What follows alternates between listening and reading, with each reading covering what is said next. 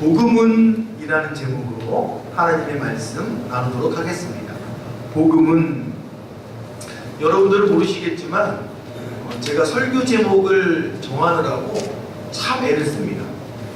설교 제목은 제가 거의 맨 마지막에 정하거든요. 어떠한 설교 제목을 정해야 여러분들에게 호기심을 불러일으키고 또 그 제목이 얼마나 본문과 맞춰지는지 늘 고민하다가 오늘은 고민하다가 나온 설교 제목이 복음은 점점점. 그래서 저는 여러분들에게 어떤 말씀을 드리고 싶냐면 성도들은요, 그리스도인들은 복음이라는 단어가 딱 나오면 귀를 조금 더 세워야 돼요.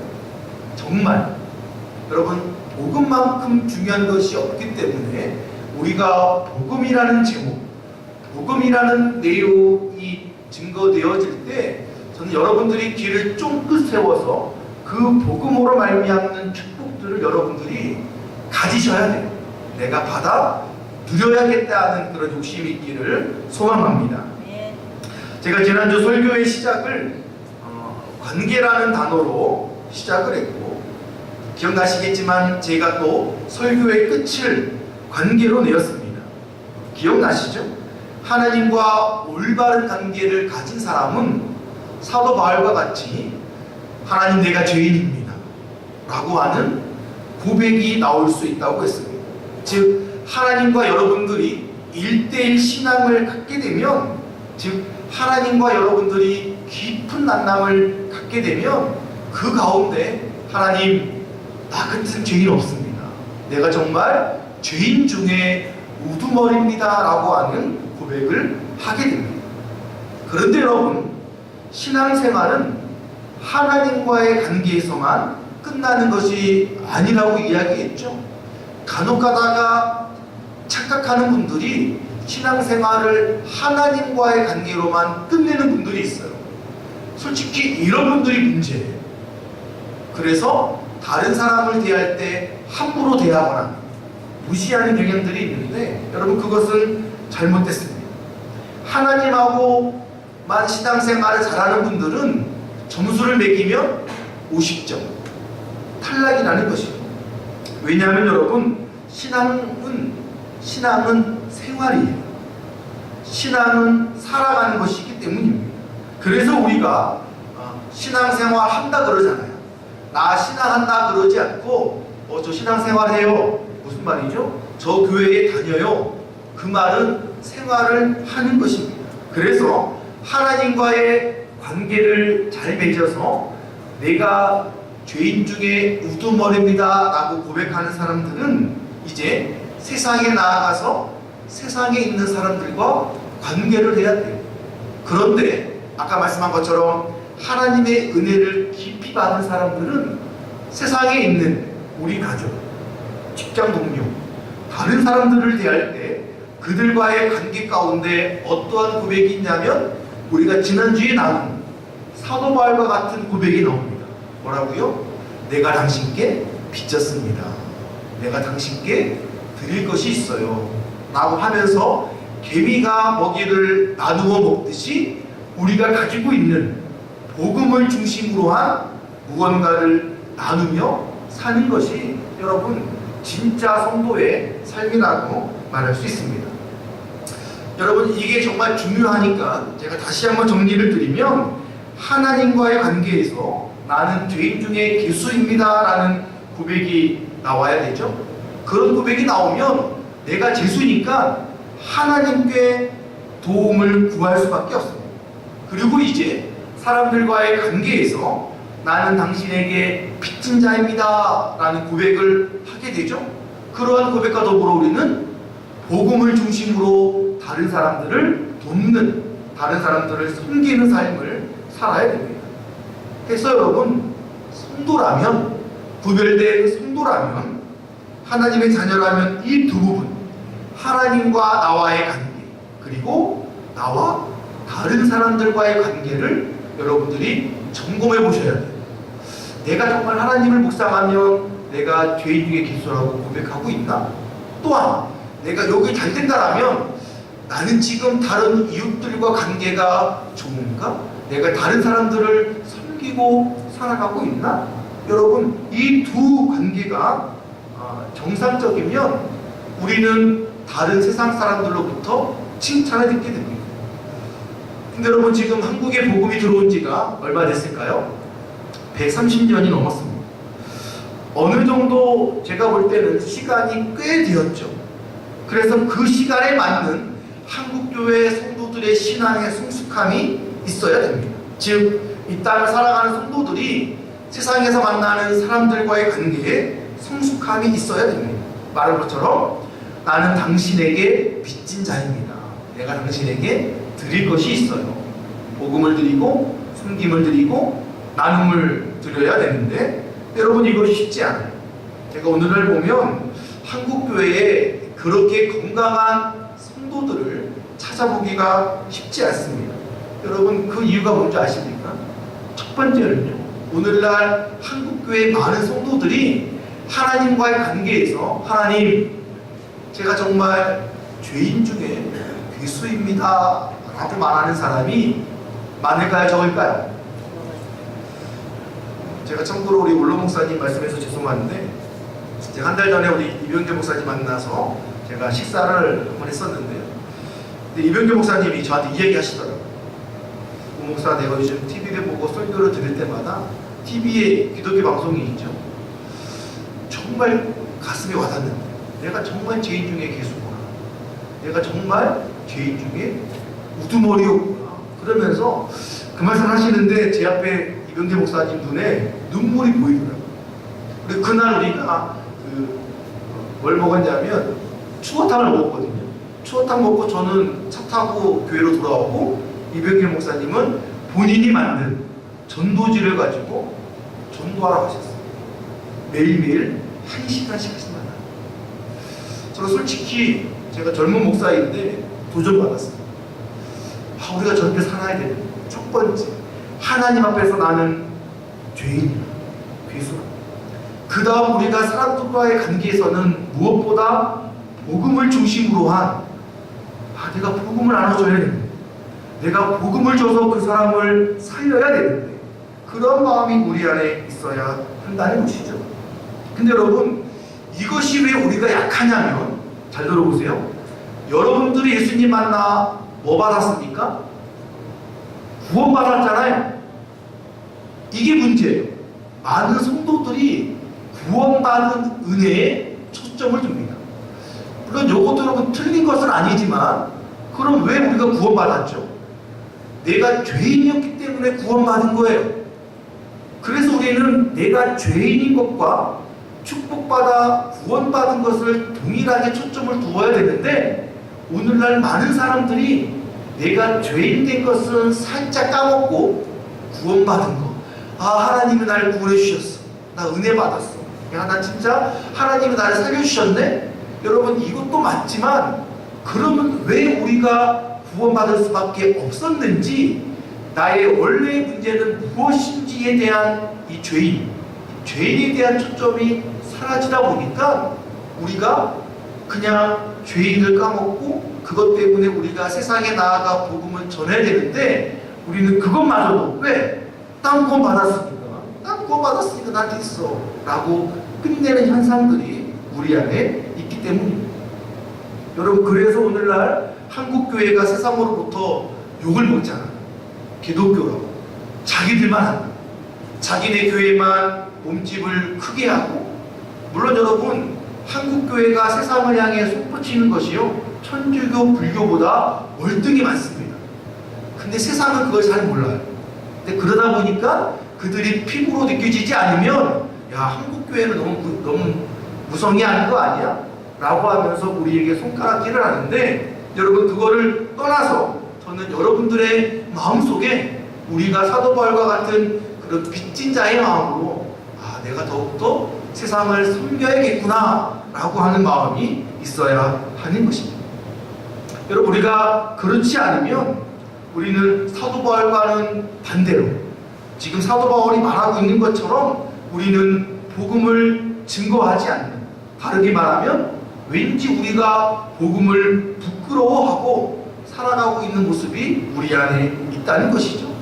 여러분, 그래서 아마 지금 사도 바울 오늘 본문에서 뭐라고 말합니까? 자신은 복음을 부끄러워하지 않는다라고 말을 합니다. 여러분, 사도 바울이 이렇게 말한 이유는 무엇일까요? 그 당시에 복음을 부끄러워했던 사람들이 있었기 때문이에요. 여러분들도 옛날 기억나지 않습니까? 우리가 교회 가려고 성경책을 끼고 걸어가는 길에 혹시 누가 볼까봐 성경책을 숨기기도 하고, 부끄러운 게 아닌데 내가 왠지 교회 다닌다고 말을 하면 상대방이 나한테 무언가 공격할까봐 내가 교회 다니는 것을 말하지 못하는, 그러니까 교회 가는 것이 언제인가 나한테 부끄러웠던 적도 있었다라는 것이죠. 이것이 여러분 사도 바울 때도 있었고, 더 놀라운 건 여러분 예수님이 살아 계실 때도 있었습니다. 그 증거가 마가복음 말씀에 나오는데요. 다 같이 한번 읽어볼까요? 시작. 누구든지 이 음란하고 죄 많은 세대에서 나와 내 말을 부끄러워하면 인자도 아버지의 영광으로 거룩한 천사들과 함께 올 때 그 사람을 부끄러워하리라. 여러분, 예수님께서 아주 탁월한 말씀을 설교하고 예수님이 수많은 기적을 보였음에도 불구하고 예수님과 예수님을 부끄러워했던 사람들이 있었다라는 거예요. 그때에도 2000년 전 예수님이 왕성히 활동하던 시기에도 예수님을 부끄러워하는 사람이 있었죠. 근데 여러분, 이 말씀이 되게 웃기지 않습니까? 여러분, 맨 위에 보시면 뭐가 나오냐? 누구든지 이 음란하고 죄 많은 시대. 그럼 여러분, 우리가 뭘 부끄러워해야 돼요? 내가 음란한 거, 내가 죄 지은 거를 부끄러워해야 되는데 세상은 도리어 그것에 대해서는 항구합니다. 말하지 않아요. 그리고 도리어 말도 안 되게 뭘 부끄러워하느냐? 예수님을 부끄러워해요. 그리고 예수님의 말씀, 복음을 부끄러워합니다. 여러분, 그렇다면 지금 사도 바울 때는 예수님이 돌아가셨잖아요. 주인공 대신 예수님이 돌아갔다는 얘기는 어찌 보면 사도 바울 때는 부끄러워하는 사람이 더 많았을 것입니다. 그래서 사도 바울이 16절에 내가 복음을 부끄러워하지 않는다라고 말을 했습니다.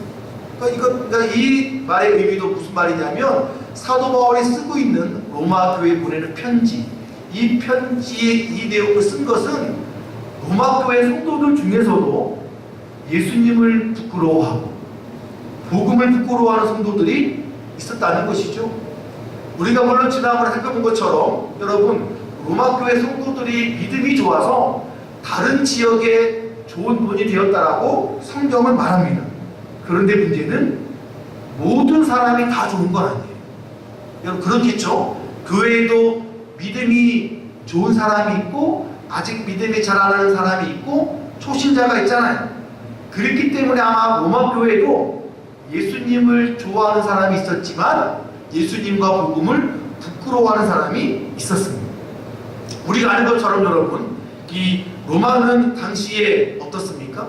정치나 경제나 사회 문화적으로 수준이 가장 높은, 그렇죠? 가장 높은 지역이었습니다. 그리고 세상에 있는 수많은 종교들이 다 모인 집합지였죠. 그리고 철학의 중심지였습니다.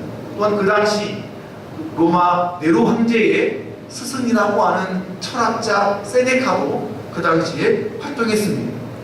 여러분, 그러한 그 당시에 사도 바울이 전했던 복음, 십자가의 복음은 어땠을까요? 그러한 사회가 발달되고 수많은 우상 숭배자들이 모여있고 철학가들이 즐비했던 로마 당시에 예수님의 십자가의 복음은 그들에게 어떠했을까요? 여러분, 고린도전서에 보면 어떠했는지 말해주고 있습니다. 한번 다 같이 읽어볼까요? 시작. 우리는 십자가에 못 박힌 그리스도를 전하니 유대인에게는 꺼리끼는 것이요 이방인에게는 미련한 것이로되. 십자가에 못 박힌 예수님, 그리고 복음이죠. 복음을 증거했더니 뭐라고 합니까? 동족인 유대인들은 야 비켜, 거리껴, 신경 쓰지 않는 복음이 되었어요. 그리고 뭐라고 나와 있죠? 이방인들에게는 미련한 것. 야, 그걸 믿냐? 아니 십자가에 죽은 예수가 살아났다고? 이런 미련하는 거예요. 복음을 전하면 동족인 유대인들은 생각지도 않고 또한 이방인들은 말도 안 되는 미련한 것이라고 말했다는 것입니다. 여러분 어찌 보면 씨도 먹히지 않는 종교가 바로 기독교였을 것입니다. 저는 제가 이 말씀 보면서 2000년 전이나 지금이나 복음 전하기는 쉽지 않구나. 여러분 지금 코로나 위기 시대에 한국교회가 모이기도 힘들고 솔직히 나아가 복음 전하기도 쉽지 않습니다. 또한 그 당시 로마 교회는 로마로부터 핍박을 받고 있었죠. 잘못하면 내가 예수 믿는다 라는 것을 알려지면 목숨까지도 잃을 수 있는 상황입니다. 그래서 아마 로마 교회 성도들이 자신들이 가지고 있는 복음을 숨겨렸는지도 몰라요. 부끄럽기도 하고. 왜? 들키면 내가 죽을 수도 있으니까. 그렇다면 여러분 2000년이 지난 지금 여러분들이 가지고 있는 복음은 어떻습니까? 혹시 여러분들은 그 복음을 가지고 세상에 나아가 자랑할 수 있습니까? 아니 혹시 여러분들도 로마교회 몇몇 성도들처럼 그리스도의 복음이 여러분들에게 부끄럽지는 않습니다. 저는 오늘 여러분들이 하나님의 복음을 부끄러워하지 않기를 소망합니다. 도리어 부끄러움이 아니라 세상의 기독교를 공격하고 한국교회를 공격해도 우리는 도리어 그 복음을 자랑할 수 있는 여러분 되시기를 소망합니다. 아멘. 여러분 그렇다면 오늘 사도 바울이 부끄러워하지 않고 자랑스럽게 전했던 이 복음은 도대체 무엇일까요? 우리 한번 빌보를 다 가지고 볼까요? 시작. 복음은 하나님의 능력입니다. 여러분 정말 중요한 말이에요. 복음이 무엇이라고요? 하나님의 능력이라고 사도 바울이 말합니다. 오늘 본문 16절 다시 한번 읽어보겠습니다. 한 목소리로. 여러분들의 목소리가 캠코더에 다 저장이 되니까 큰 목소리로 시작. 내가 복음을 부끄러워하지 아니하노니 이 복음은 모든 믿는 자에게 구원을 주시는 하나님의 능력이 됩니다. 먼저는 유대인에게요 그리고 헬라인에게로다. 여러분 지금 사도 바울은 16절에서 복음은 모든 믿는 자에게 구원을 주시는 하나님의 능력이라고 말합니다. 여러분 이 말을 제가 조금 풀어서 말하면 이런 거예요.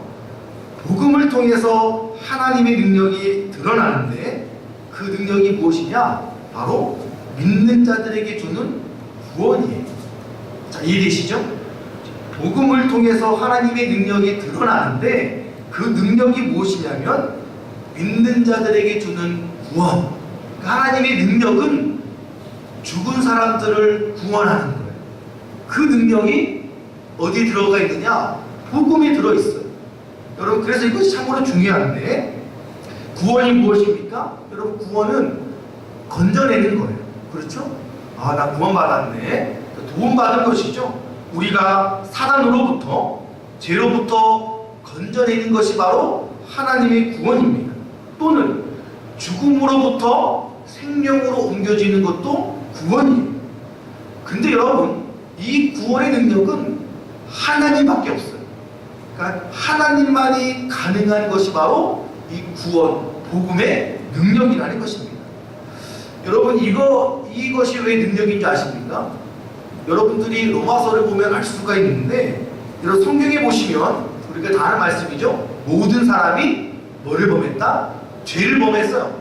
그래서 성경은 우리 모두를 다 죄인이라고 말하죠. 또한 그 죄인의 값이 무엇입니까? 죽음이에요. 사망입니다. 사망. 죄를 범한 사람은 사단의 지배 아래에 있기 때문에 죽은 것이에요. 그래서 우리 인간의 노력으로는 여러분들의 스스로의 힘으로는 우리는 구원받을 수가 없습니다. 살아날 수가 없다는 것이죠. 그런데 성경이 말하죠. 복음으로만 가능하다. 하나님이 만드신 복음으로만 죽었던 사람이 살아나고 사단에 갇혔던 사람들이 풀려나는 놀라운 능력이 하나님께만 있다는 것입니다. 그래서 예수님을 구주와 주님으로 믿은 사람들은 구원받았습니다. 자, 물어볼게요. 여러분들이 지금 무엇 받았다고요? 구원받았습니다. 이거 잘 기억하세요. 여러분과 저는 구원받았는데, 여러분 오늘 설교가 참으로 중요한데, 그 중에 하나, 여기서 우리가 짚고 넘어가야 될 것이 있습니다. 무슨 말인가 하면, 오늘 한국교회 성도들이 제가 구원을 이야기하면 가장 먼저 떠오르는 것이 천국이에요. 아, 나 구원받아서 나 이제 죽으면 어디 가요? 천국 가요. 그래서 대부분 성도님들이 이 복음이 주는 구원을 말하면 자연스럽게 천국과 연결합니다. 그래서 성도들이 죽으면 어디 간다? 천국 간다고 믿어요. 맞아요? 틀려요? 맞아요. 그것이 정답이죠. 근데 여러분, 많은 성도님들이 내가 복음을 믿어서 구원받는다고 하면 죽어서 지옥 가지 않고 천국 간다라고 믿는데, 문제는 무엇이냐면 이것만 믿어요. 그러니까 구원은 내가 죽어서 천국 가는 것에 필요한 것으로만 알고 있다는 것입니다. 그럼 여러분 이렇게 물어볼 수 있죠. 그러면 죽지 않은 지금은, 우리 지금 안 죽었잖아요. 우리는 안 죽었는데 우리는 뭐 받았어요? 구원 받았어요. 복음으로 말미암는 하나님의 능력으로 구원 받았어요. 그래서 우리는 죽으면 천국 가요. 그러면 죽어서가 아니라 살아있는 지금은 하나님의 능력이 우리 가운데 어떻게 임합니까? 오늘날 성도들이 이 생각을 안 하고 살아간다는 거예요. 죽으면 지옥 가지 않고 천국까지, 할렐루야. 여러분 이거는 맞아요. 그러면 죽지 않은 지금 여러분들의 삶에 하나님의 능력은 나타나 있습니까? 오늘날 많은 성도들이 여기에 관심이 없다라는 거예요. 그래서 이 땅을 막 살아요. 내 마음대로. 하나님 앞에 죄인 생각하지 않죠? 다른 사람과의 관계 필요 없어. 왜? 나는 죽으면 천국 가니까.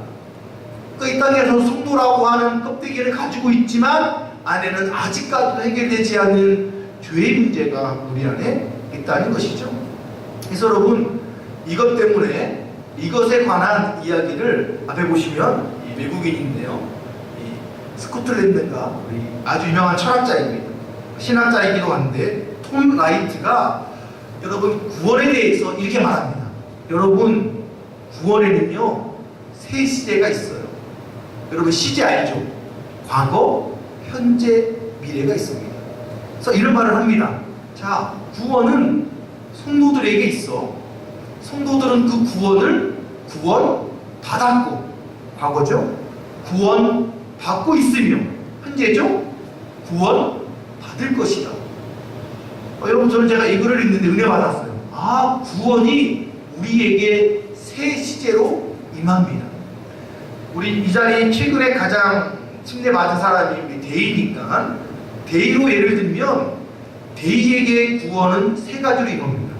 데이가 침례받기 전에 제 앞에서 예수님을 영접했을 때 과거 구원 받았잖아요. 그리고 두 번째, 데이가 죽으면 어디 가죠? 천국 가요. 예수님을 믿었으니까, 복음을 받았으니까 하나님의 능력으로 구원받아 데이는 미래의 어느 날, 죽는 그날 천국 갑니다. 그러면 가운데가 남았어요. 지금. 톰 라이트가 뭐라고 말했냐? 구원 받고 있다라는 거예요. 지금 우리는 구원받은 삶을 살아야 하는 거예요. 여러분들의 삶에 하나님의 능력이 드러나야 됩니다. 이것은 누구에게 해당되느냐? 예수님을 구주와 주님으로 믿은 모든 분들에게 동일하게 해당되는 것이죠. 그래서 여러분, 톰 라이트가 마지막에 이런 말을 하죠. 구원은 미래의 소망인 동시에 현재의 실제이다.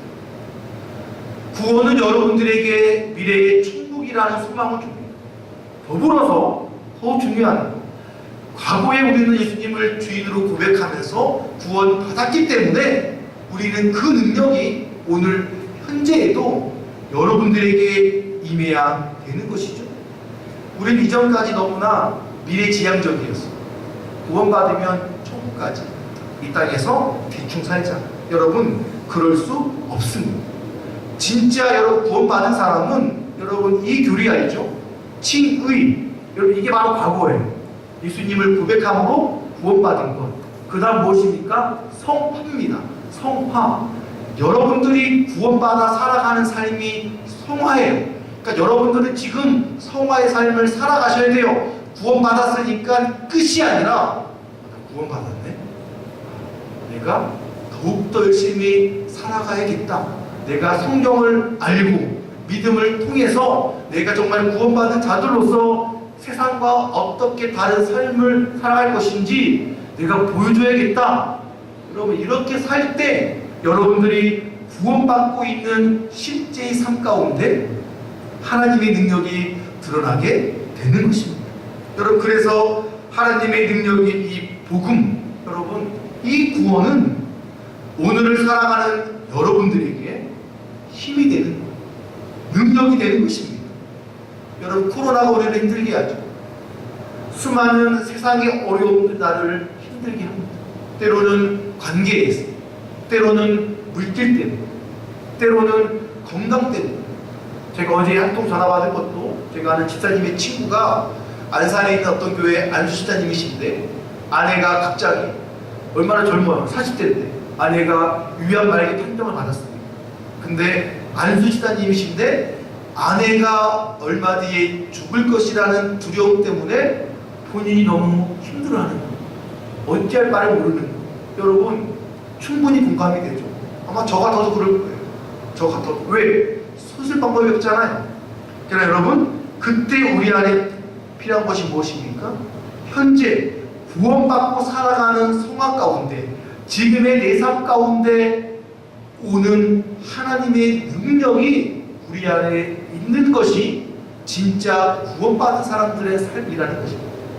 내가 해결할 수 없는 수많은 어려움, 그 어려움 중에서도 내가 포기하지 않고 하나님을 붙드는 것, 여러분 이것이 바로 미래의 천국에 대한 소망을 갖는 구원보다 지금 살아가는 우리들에게 필요한 구원의 능력, 하나님의 능력이 된다는 것이죠. 그래서 여러분 지금의 어려움을 이겨내고 살아가는 것이 구원받은 자로 살아가는 진짜 모습입니다. 그러게 여러분 말씀드릴게요. 여러분들 죽으면 저도 죽으면 다 어디 가요? 천국 가요. 천국은 땅은 당상입니다. 이제 우리는 지금의 삶에서 하나님의 능력이 드러나는 구원을 살아내고 있는 현재의 모습을 여러분들이 살아가셔야 돼요. 우리가 이렇게 살아가면 세상이 우리를 다르게 봅니다. 야, 저 사람은 저렇게 어려워도 잘 살아가네? 들어가서 보니까 그에게 하나님의 능력이 있는 것입니다. 여러분 이것이 바로 복음에 있는 하나님의 능력인 것이죠. 마지막 두 번째로 오늘은 이번밖에 없는데 사도 바울이 전했던 복음은 도대체 무엇일까요? 다시 한번 읽어볼까요? 시작!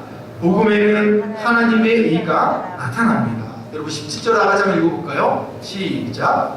복음에는 하나님의 의가 나타나서 믿음의 가난이 기록된 바 오직 우리는 믿음으로 말미암아 살리라 같으니라. 아멘. 여러분 오늘 우리가 읽은 두 구절 말씀이 있죠. 16절과 17절은요 로마서의 핵심 구절입니다.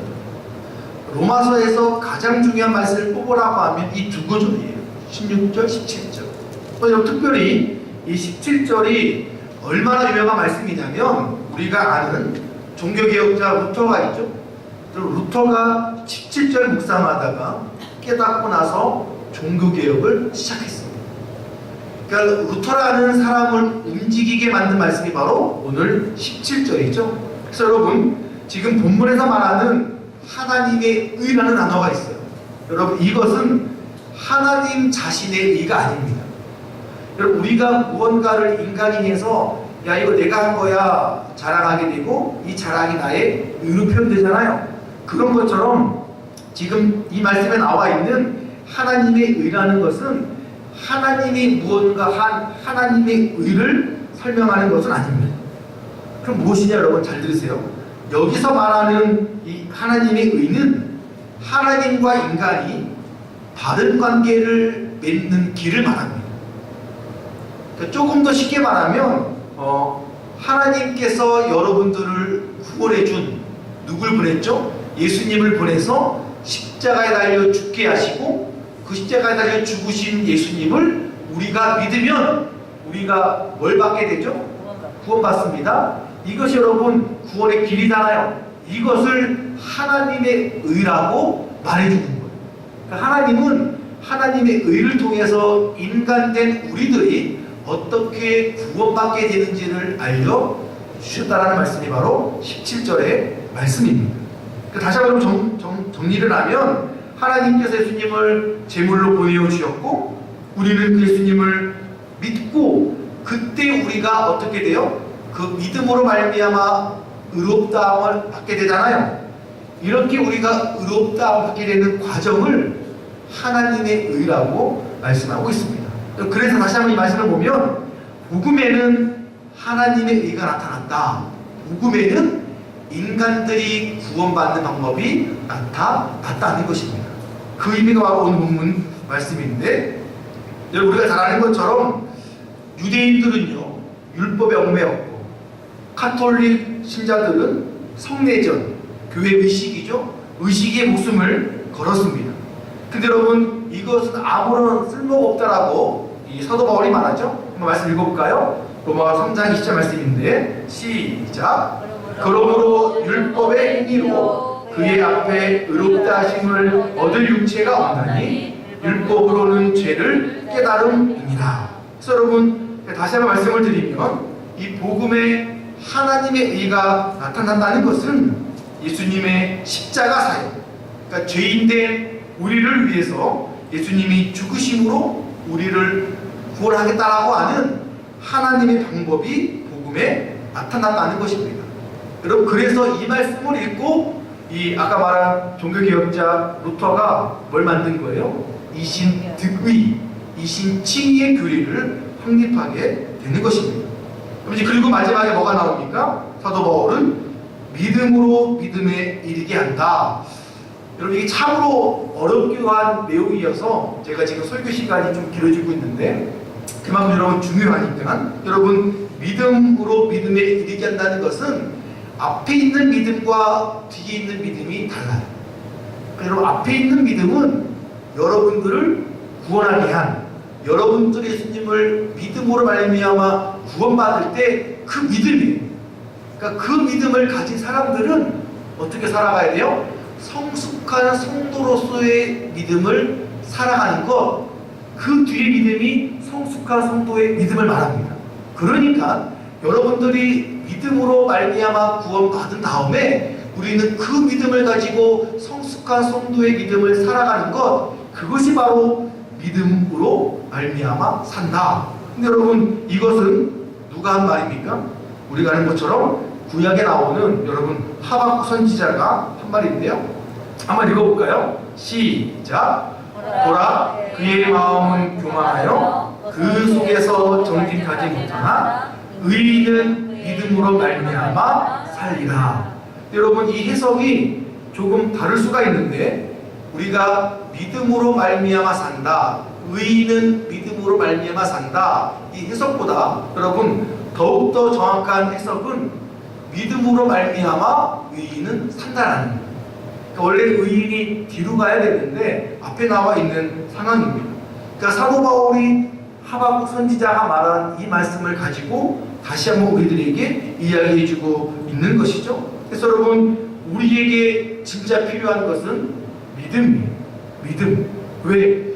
믿음으로 시작되어야 복음이 우리에게 임하게 되는 것이고 하나님의 능력이 우리 삶에 드러나게 되는 것이고 그 믿음으로 말미암아 믿음에 이르게 되는 성숙한 성도의 믿음에 이르게 되는 것이 바로 이 믿음이 시작이라는 것이죠.